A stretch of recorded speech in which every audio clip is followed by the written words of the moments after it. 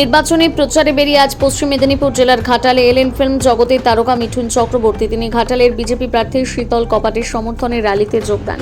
ঘাটাল শহরের কুশপাতা থেকে central bus stand পর্যন্ত 2 কিলোমিটার রাস্তা তিনি রোড শো করেন। তাকে দেখতে হাজার হাজার দলীয় কর্মীরা সকাল থেকে অপেক্ষা করছিলেন। মিঠুন চক্রবর্তীকে